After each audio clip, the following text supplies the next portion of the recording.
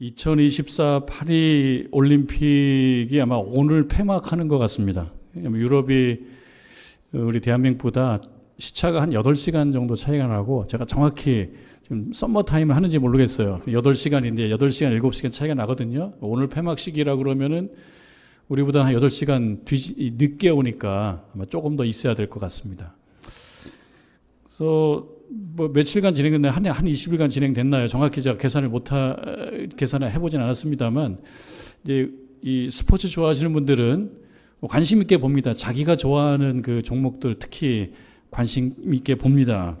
한번 생각을 잠시 해봤어요. 이 올림픽은 정말 전 세계의 잔치거든요. 그래서 보면은 뛰고 던지고 또 대결하고 뭐 이런 것입니다.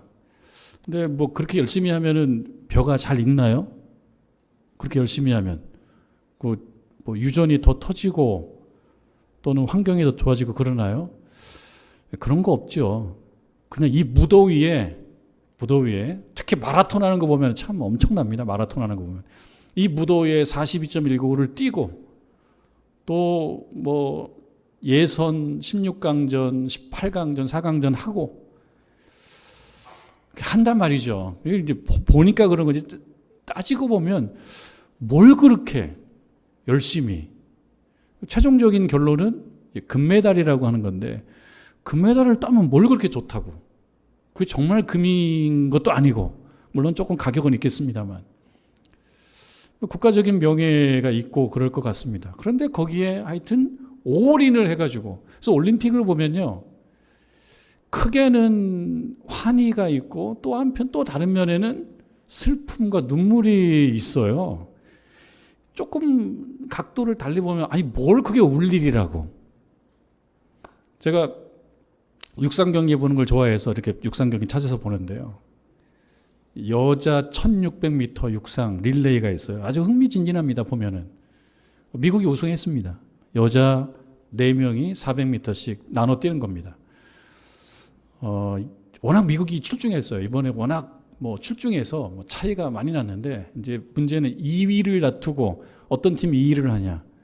최종적으로는 네덜란드가 2위를 했습니다. 그런데 거의 마지막 주자까지 자마이카 육상 강국입니다.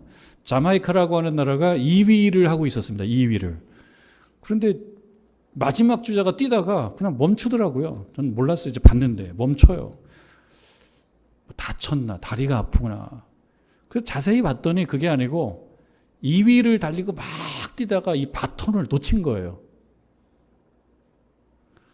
전 국민이 보고 있겠죠. 바톤이 없으니까 더 이상 뛰지 못하죠. 그 순간에 느껴지는 그 슬픔은 엄청납니다. 관심 있는 사람들은.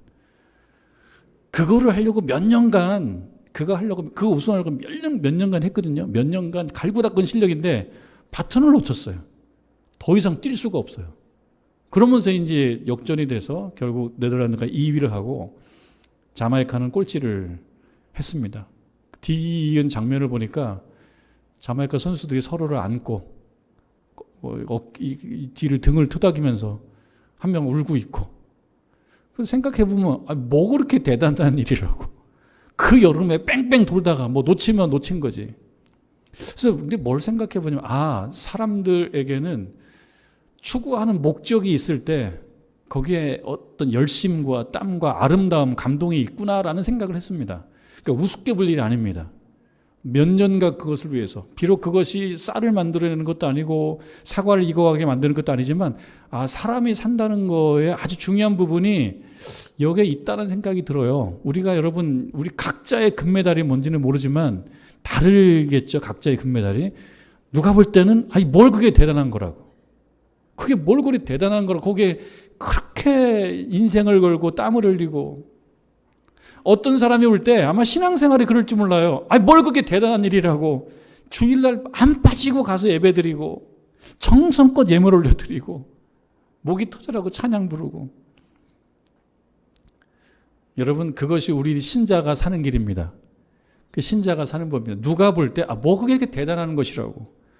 그러나 어떤 사람에게는 그 비밀을 알기 때문에, 그 가치를 알기 때문에 그게 매진을 하는 겁니다. 운동선수들은 열심히 뛰게 두십시오. 우리나라 육상에 정말 스타가 우상혁이라는 사람인데요. 우상혁. 높이뛰기거든요. 어떻게 이런 선수가 나왔나 할 정도로 탁월한 선수거든요. 7위를 했어요. 7위. 메달을 따려고 했는데 너무 낙심하면서 내가 마음 상한 거는 둘째 문제고 제일 가슴 아픈 거는 감독님은 여기에 모든 걸 쏟아부었는데 감독님을 생각하니까 눈물이 나온다는 거예요. 감독님을 생각하니까. 왜 그 감독님은 나에게 최선을 다했는데 눈물이 나온다는 거예요. 뭐 그게 대단한 거라고. 다음에 하면 되지. 그러나 그에게는 그것이 눈물이 날 정도로, 감독님을 생각하면 눈물이 날 정도로, 아니 너무 힘드니까 좀 쉬어야 되겠죠? 라고 그러니까 내가 쉬는 건 중요하지 않고 감독님이 쉬셨으면 좋겠습니다. 그리고 이렇게 인터뷰해요. 그 감독님이 저를 쉬라고 하면 저는 쉬겠습니다. 참 그 자체가 참 감동적이더라고요. 그 자체가 감동적이에요. 오늘 주신 말씀에 여러분 2장 19절을 보면 우리의 소망이나 기쁨이나 자랑의 면류관이 무엇이냐? 그가 강림하실 때 우리 주 예수 앞에 너희가 아니냐? 올림픽하고 조금 연관시켜서 생각해 보면 사도 바울이 감독인 거예요. 무슨 감독? 믿음 생활의 감독인 거예요. 선수는 누구냐면 데살로니가 교회 신자들인데 이제 시작했습니다. 이제 시작했어요. 바울의 관심은 신앙생활을 잘하게 만드는 거고 데살로니가 교회의 신자들은 그 믿음의 실력을 높이는 거예요. 누가 볼 때는 뭐 그게 대단한 거라고. 뭐 그게 대단한 거라고 생각하는 사람들이 자꾸 괴롭히고 핍박하고 그러는 상황입니다. 그래서 감독도 어쩔 수 없이 데살로니가를 떠날 수밖에 없었죠. 그 감독이라고 우리가 볼 수 있는 사도 바울은 늘 데살로니가 교회 그 선수들이 염려가 되는 거예요. 걱정이 되는 거예요. 나는 힘들어서 떠났는데 그 선수들도 힘들 텐데 잘하면 좋겠는데 가고 싶은데 갈 수는 없고 그런 말씀. 그래서 올림픽이 이제 폐막식이라 좀 생각을 해볼 때 우리 오늘 말씀하고 이렇게 연관이 좀 돼서 이해를 좀 해보는 것입니다. 그렇게 우리가 태권도 종주국이잖아요. 태권도 하면 대한민국인데 저는 태권도는 제가 이렇게 관심 있게 보는 사실 종목은 아닙니다. 태권도에 대한 지식도 좀 부족하고 지식이 좀 있어야지 보는데 그러나 이 태권도와 관련된 하나의 기사가 눈에 좀 띄었어요. 그리고 신문에 이 사진을 보니까 이 사진 자체에서 주는 울림이 되게 커요. 그냥 설명 안 해도 알겠어요. 이 사진에서 딱 오는 그 어떤 압도적인 어떤 게 있어요.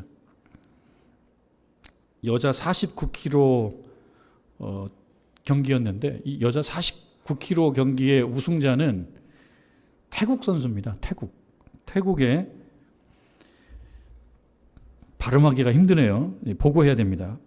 파니팍 옹파타나킷. 한 번에 못하겠어요. 보고해야 돼요. 파니팍 옹파타나킷이라고 하는 27살 먹은 여성인데 49kg에서 우승을 했는데요. 2연패 했답니다. 엄청난 거죠.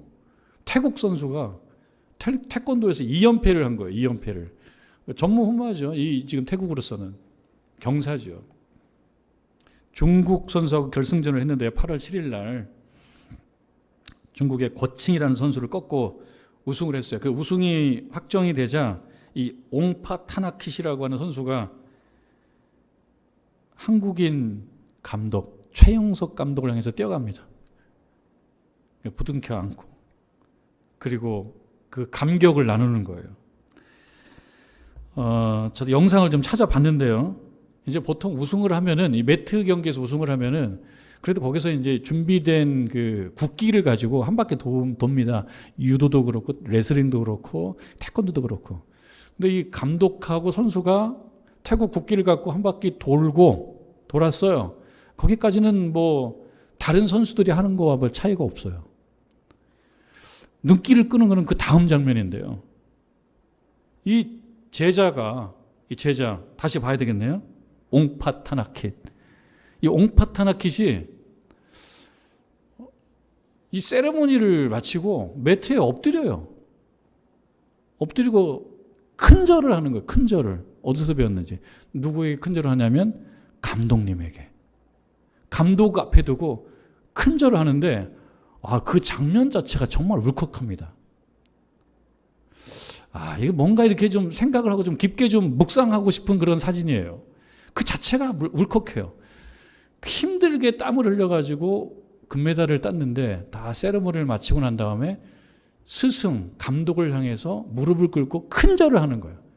근데 사진은 거기서 끝나지 않고 이 최영석 감독이 같이 무릎을 꿇어요.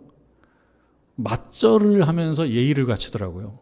그런데 이제 똑같이 바닥에 눕는 게 아니고 맞절을 하는데 자기 손으로 자기 선수의 머리를 어루만져주는 이 장면. 이게 참 울컥한 장면이에요. 이 감독님도 얼마나 참 그 장면에 뭐 말로 표현할 수 없는 그런 게 있었겠죠. 그 감동이. 그리고 한참 그렇게 엎드려 있더라고요. 그 사진을 딱 찍혔는데 이것이 인생인가? 뭐 이런 생각도 들고 이것이 삶인가? 이런 생각도 들고 어떤 사진사들은 슬픔의 현장을 찾아가고요. 사진작가들은 슬픔의 현장을 찾아가고 왜냐하면 슬픔에는 감동이 있기 때문에 그래요. 눈물의 현장을 찾아가고 막 그러는데 이것도 사진작가가 이거 보고 있다가 이거다 하고 찍은 거예요. 여기에는 그냥 우승만 있는 게 아니고 여기는 인간의 이야기가 있다라고 생각하고 찍은 거예요. 스포츠만 있다고 생각하는 게 아니라 인생이 있다라고 생각하고 찍은 거예요. 거기는 우승만 있는 게 아니었던 거예요. 거기에는 존경이 있고 감사가 있고 그 다음에 위로가 있고 고마움이 있고 뭐 이런 게 있었던 거예요. 그 장면을 볼 때 울컥한 것이죠. 한국인 감독이 태국에서 한 20년 태권도 그걸 했다 그래요. 전파를 했다 그래요. 그 감독이 일어나가지고 이 관객들을 향해서, 관중들을 향해서 딱 엄지손가락을 딱 이러더라고요. 엄지손가락. 이거 무슨 뜻입니까? 엄지손가락. 이 엄지손가락이라는 거는 최고라는 뜻 아닙니까? 그럼 이제 제가 생각하는 거예요. 뭐가 최고라는 거지? 뭐가 최고라는 거예요? 내 사랑하는 제자가 우승을 하고 2연패하고 금메달 떴으니까 최고인 거 맞아요. 제자가 최고라고 하는 건지 아니면 이 자리에 함께한 이 관중들이 최고라고 하는 건지 아니면 이 제자가 이렇게 된 건 다 내 덕이야. 내가 최고야 라고 하는 건지 알 수는 없어요. 알 수는 없어요. 그러나 내가 최고라고 얘기하지는 않았겠죠. 그럼 우선적으로 내 사랑하는 제자 정말 최고라고. 그럼 사람들은 이렇게 했을 때 이 사랑하는 제자만 주목했을까요? 사랑하는 제자만 주목하지 않죠. 최고라고 얘기하는 저 사람은 왜 최고라고 얘기하는 거지? 저 사람은 자기가 그렇게 얘기할 정도로 기쁜가? 그러면서 생각할 거예요. 이 제자와 스승은 이 상황에서는 하나로구나. 제자는 스승을 향하여 존경의 절을 하는 거고 스승은 제자를 향해서 딱 하는 거고 이 엄지손가락은 결국 무엇입니까? 오늘 말씀으로 얘기하자면 면류관이죠. 면류관. 자랑의 면류관. 그래서 오늘 우리가 읽은 그 2장 19절에 우리의 소망이나 기쁨이나 자랑의 면류관 이것이 무엇이냐? 너희가 아니냐? 약간 오버랩 시켜보면 맞는 것 같아요. 최영석 감독이 탁 하면서 내 기쁨은 이 친구가 우승하는 거야.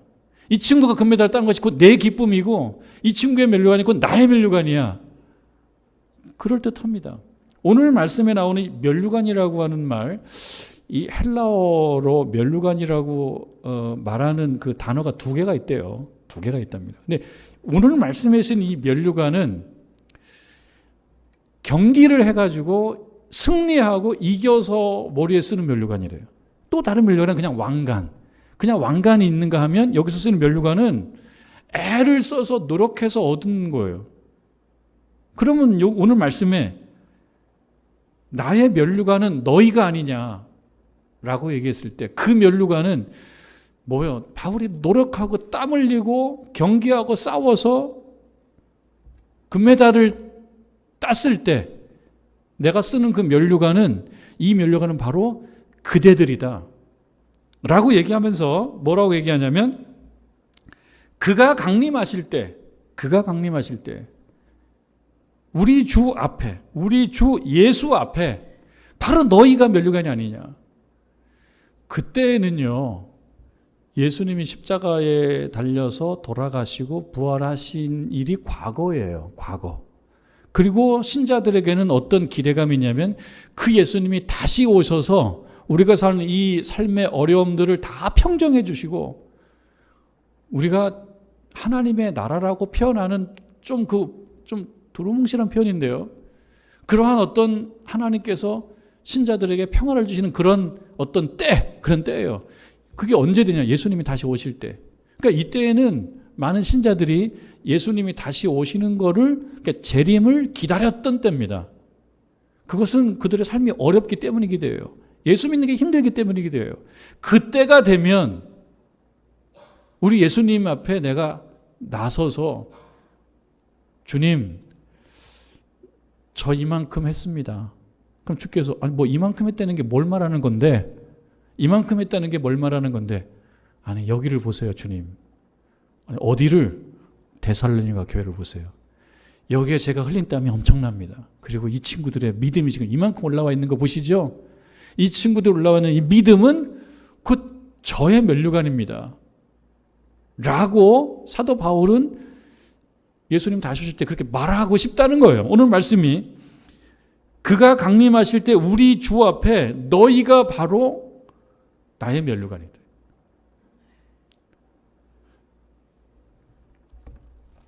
사도 바울이 2차 전도여행 때 데살로니가 지역, 그러니까 오늘날 얘기하면 그리스의 역시 데살로니키라고 하는 그 지금도 큰 도시인데요, 그곳을 지나갔었습니다. 그리고 거기서 전도를 했습니다. 하나님 말씀을 전했어요. 그리고 기독교 공동체가 이렇게 만들어지게 됐죠.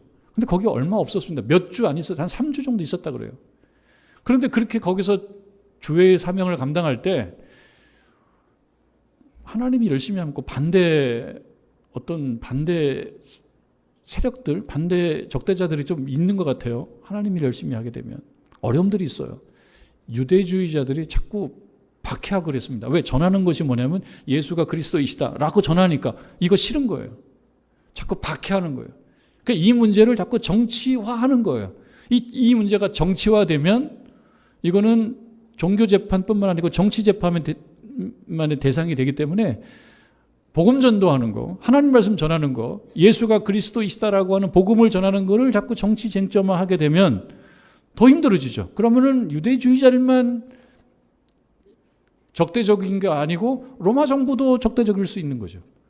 그러니까 이중적으로 힘든 상황에서 더 있을 수 없어서 결국 사도 바울이 데살로니가를 떠나게 됩니다. 그리고 베레아를 거쳐서 아테네를 거쳐서 고린도를 가게 되는 그 일정 중이에요. 그리고 이 말씀은 그 일들이 이루어진 상태예요. 사도 바울은 뭘 얘기하냐면, 내가 어쩔 수 없어서 떠났다. 어쩔 수 없어서 떠났는데 늘 마음에 걱정이 있어요. 뭐냐면 내가 힘들어서 나도 나를 박해하고 나를 누르고 그게 힘들어서 나도 떠날 수밖에 없었지만, 이제 예수 믿기 시작한 나의 제자들이 그 상황 속에서 믿음을 지키기 위해서 애를 쓸 거를 생각하니까 마음이 늘 힘든 거예요.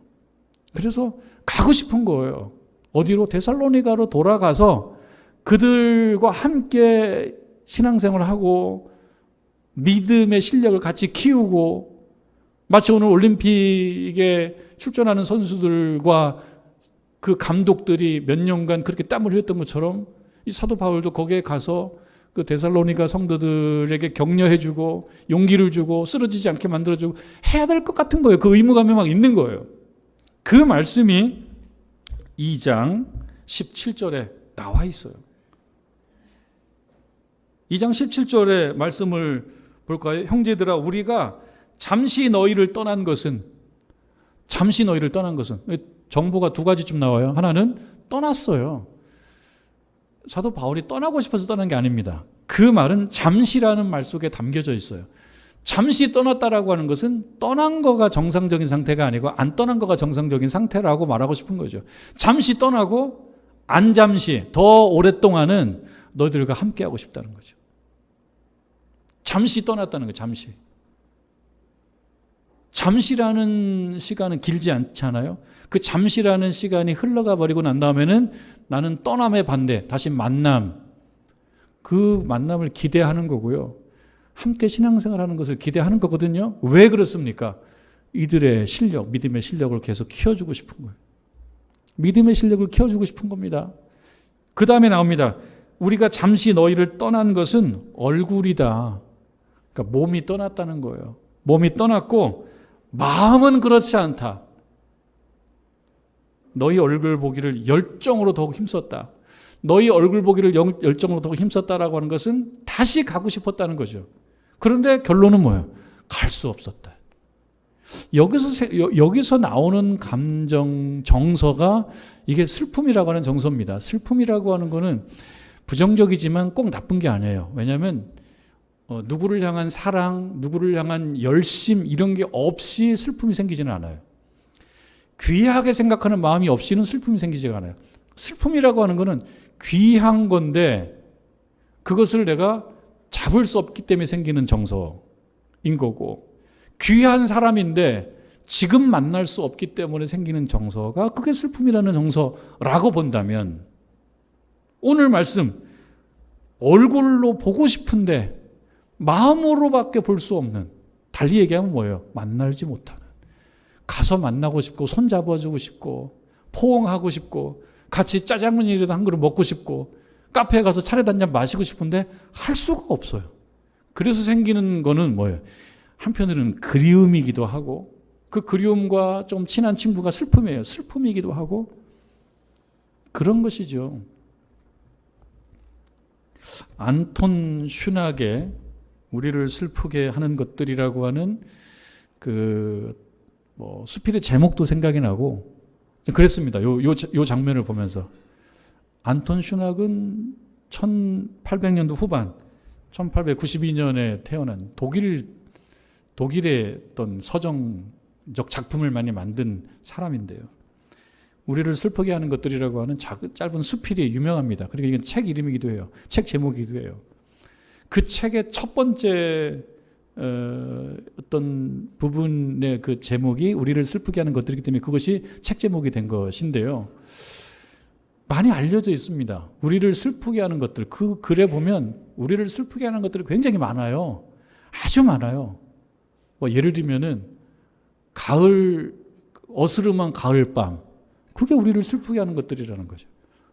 어떤 가을날에 어떤 공원 옆에 작은 새 한 마리가 죽어 있어요. 그걸 볼 때 우리가 슬프다. 이런 내용들이 쭉 써 있어요. 많은데 그 중에 조금 그래도 우리가 공감할 수 있는 몇 가지를 소개해드리면 이런 것들입니다. 숱한 세월이 흐른 뒤에, 세월이라고 하는 말 벌써 딱 슬퍼지네요. 숱한 세월이 흐른 뒤에 문득 발견된 돌아가신 아버지의 편지 한 통. 그것이 우리를 슬프게 한다. 그거거든요. 근데 그 편지 한 통의 내용을 보면 이런 내용이 있다는 거예요. 내가 그때 너한테 참 마음이 상했었어. 그것을 내가 참 마음에 안 들어 했었어. 라고 아버지가 쓰신 편지 한 통이 있는 거예요. 이걸 갖고 고민을, 아니, 아버지가 내가 어떤 것이 이렇게 마음에 안 들으셨다는 거지? 그 편지를 발견했을 때 우리를 슬프게 한다. 또 이런 것도 있습니다. 동물원에 가면은 동물들이 많이 있는데 그 중에 맹수들이 있습니다. 사자도 있고 호랑이도 있고. 근데 표범 한 마리가 우리 안에서 불안해서 이리 갔다 저리 갔다 이리 갔다 저리 갔다, 그런 거 가끔 봅니다. 동물원 가면 왔다 갔다 왔다. 그것이 우리를 슬프게 한다. 중고등학교 같이 혹은 학교 학창시절 같이 다녔는데 10대 때 학교 같이 다니고 친한 친구 떠들고 그랬던 친구가 세월이 지나서 나이가 많이 먹어서 만났어요. 그런데 한 친구가 너무 성공한 거예요. 돈을 많이 벌고 사회적으로 성공한 거예요. 그 친구를 만났는데 나는 너무 반가운데 그 친구가 나를 못 알아볼 때 그 상황이 나를 슬프게 한다. 뭐 이런 내용입니다. 어스름한 황혼이 밤으로 접어드는 시간, 그 시간이 나를 슬프게 한다. 하나만 더 소개해드리면 뭐 다 공감하실 수 있을 것 같은 내용입니다. 어린 시절 살던 마을을 오랜 세월이 지난 후 다시 찾았을 때, 그럴 때 있죠. 우리가 고향 찾아갔을 때, 고향 떠나온 지 50년, 60년 고향을 찾아갔을 때, 그곳에는 당신을 알아보는 사람이 이미 아무도 없고 세상을 떠났든지 뭐 이사를 갔든지, 그 옛날 뛰놀던 놀이터에는 저택들이 들어서 있고 아버지와 살던 옛집에서는 웬 낯선 얼굴이 내다보고 풍성했던 아카시아 숲도 베어 없어져 버린 풍경을 보았을 때 그 장면이 나를 슬프게 한다. 이 안톤 슈낙은 1, 2차 세계대전에 참전한 독일 사람이었는데 그 이후에 이 글을 썼다고 봤을 때 지금부터 대략 뭐 상당히 시간이 많이 흘렀죠. 한 70년 전에 대한민국 사람이 아닌 유럽의 어떤 사람에게 비춰지는 슬픔거리들, 우리하고 똑같은 정서일 수는 없겠지만 그러나 많은 부분 공감이 됩니다.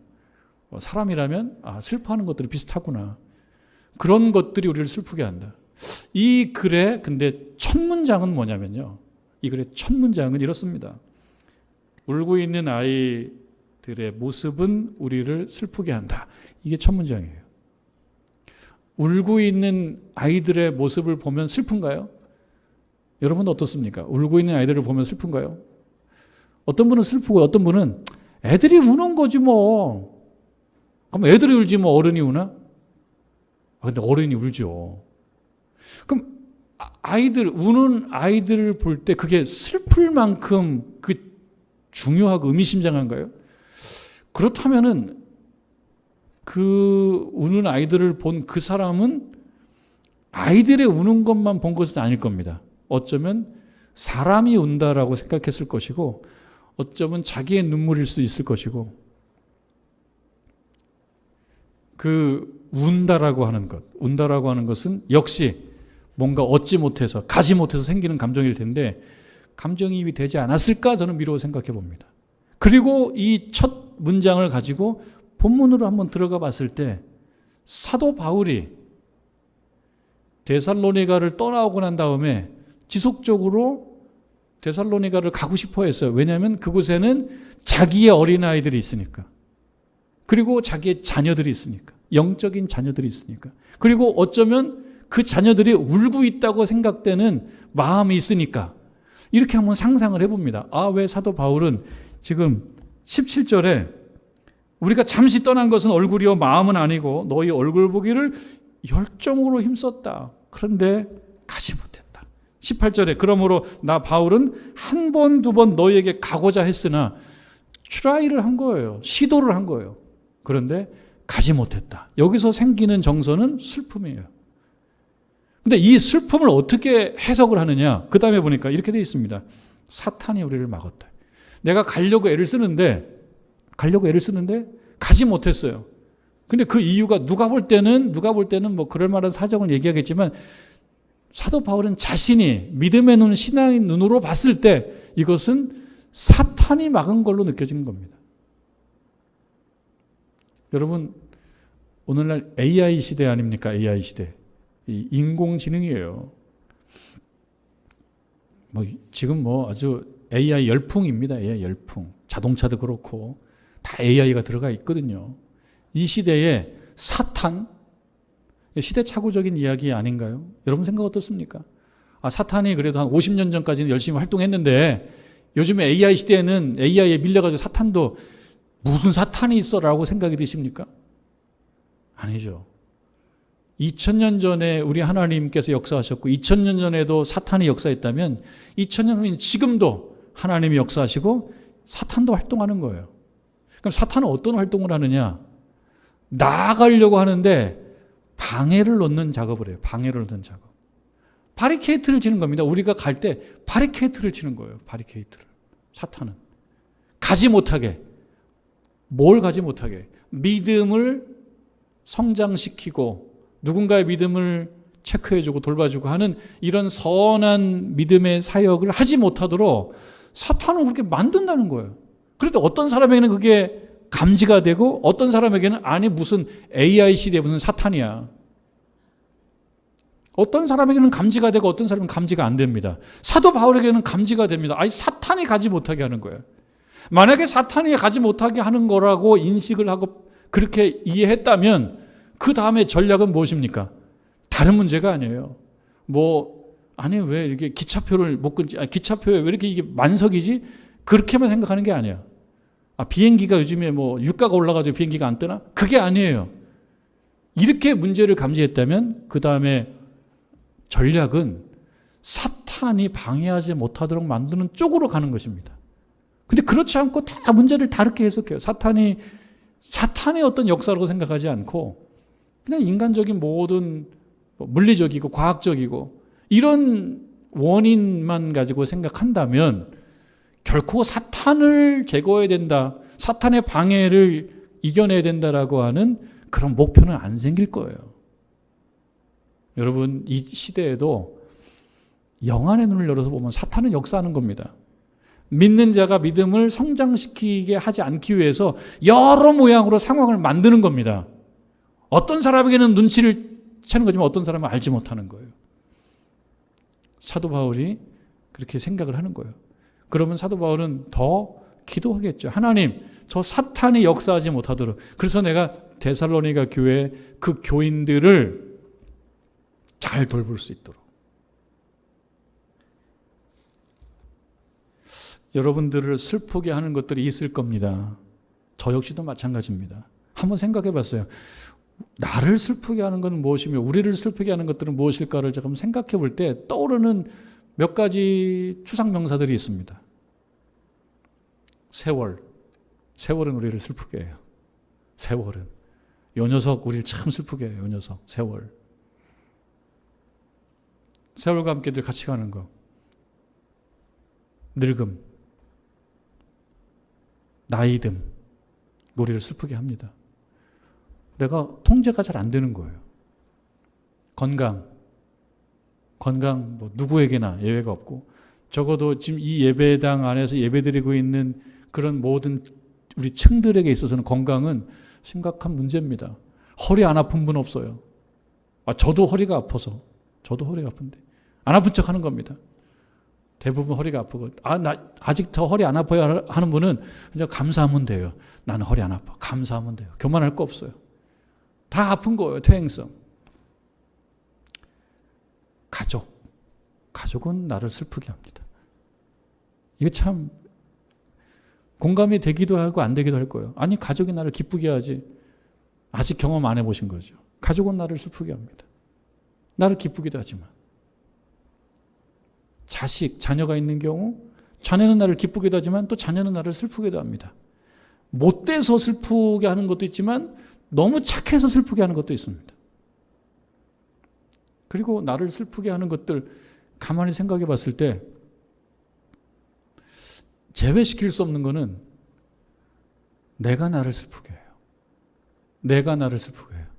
여러분들 한번 보십시오. 스스로를 바라보면 열심히 사는 모습도 가끔씩은 좀 마음 아플 때가 있지 않아요? 나 너무 열심히 살고 있는 거 아니야?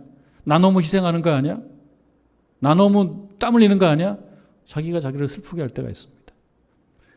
슬프게 하는 것들이 많이 있어요. 그리고 인생이 우리를 슬프게 합니다. 자, 이거는 누구에게나 마찬가지일 거라고 생각합니다. 근데 그러면서 우리가 말씀을 기초로 해서 우리가 하나 생각해 봐야 될 것은 안톤 슈낙의 첫 문장처럼 울고 있는 아이들을 보면서 슬퍼할 수 있으면 좋겠다는 생각입니다. 그것이 고상한 슬픔입니다. 사도 바울이 데살로니가 교회 그 교인들이 믿음 생활 좀 잘했으면 좋겠는데 라고 생각하면서 드는 그 걱정으로 인하여 슬퍼하듯이 우리들도 그 누군가 우는 초신자 내가 돌봐줘야 될 어떤 사람을 생각하며 슬퍼할 줄 알아야지 고상한 겁니다. 그러기 위해서는 그런 사람이 있어야 되겠죠. 사도 바울에게는 데살로니가 교회 교인들이고 어쩌면 저에게는 우리 정릉제교회 모든 성도님들이에요. 제가 우리 교우들이 기쁜 일 많으면 저도 굉장히 기뻐요. 근데 교우들이 아프고 또 힘든 일 경험하고 그러면 제 마음도 힘들어요. 어떤 교우들이 신앙생활 잘하고 정말 예수 믿는 게 너무 즐거워하면 저도 굉장히 좋아요. 그런데 믿음이 떨어져서 믿음 신앙생활 잘 못하고 그러면 제 마음도 굉장히 힘들어요. 그래서 제가 앉아서 새벽에 앉아서 하나님께 회개해요. 하나님 저 때문이죠. 제가 조금 더 열심히 했으면 눈물이 날 때가 있어요. 제가 조금 더 열심히 했으면 제가 좀 더 열심히 할 수 있었는데 그렇다고 한없이 게으른 건 아니지만 그런 생각이 들어요. 제가 조금 더 앞에 선 자로서 역할을 좀 잘했으면 하는 그 마음 때문에 가슴이 그냥 막 아플 때가 있어요. 그건 제가 느끼는 감정이에요. 제가 이 말씀 왜 드리냐. 여러분들에게도 그게 한 명이든 두 명이든 세 명이든 여러분들이 그의 믿음을 돌봐주는 과정 속에서 슬퍼할 수 있는 일들이 있어야 된다는 얘기죠. 가서 오늘 말씀처럼 얼굴 보기를 열정적으로 원하는 그 누군가가 있어야 된다는 거죠. 여러분에게도 할 일이 있습니다. 제가 일부 예배 때는 이걸 보질 못해가지고 말씀을 못 드렸는데 설교 말씀을 정리하면서 제일 마지막에 제일 마지막 두 번째 문장 이렇게 제가 써놨어요. 이렇게 문장을 써놨어요. 이 문장입니다. 이 문장을 시간이 많이 갔으니까 이 문장을 같이 나누고 그냥 마치고자 합니다. 겨우 교회에 나오는 수준에 머물러 있지 말라. 이렇게 써놨습니다. 겨우 교회에 나오는 수준에 머물러 있지 말라. 감독이 되라. 때로는 선수로 출전하지만 그러나 이만큼쯤 됐으니 여러분들도 감독이 되시라. 코치가 한번 돼보시라. 그리고 그걸로 인하여 면류관을 받아 쓰시라.